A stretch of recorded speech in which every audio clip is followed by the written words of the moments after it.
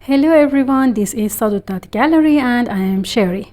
And in this video, I'm going to show you how to make a resin coaster with dry oranges.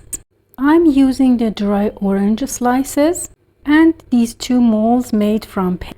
First, I pour some clear resin into my molds.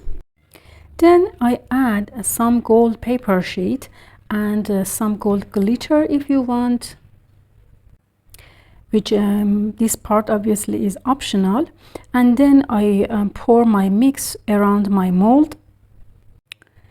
Then I slowly place my dry orange slice inside the mold, and then add some more clear resin to cover the orange slice.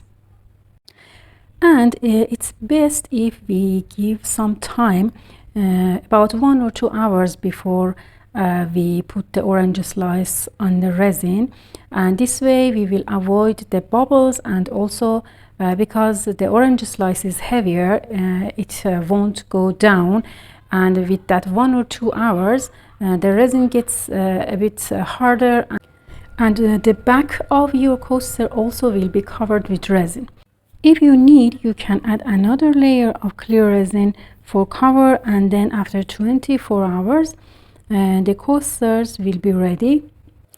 Now it's time for demolding, and then we can use this tool for making the edges smoother, or just leave it as it is, which will look more natural. Our beautiful coasters are ready, and I hope you use this tutorial and make these beautiful coasters and enjoy.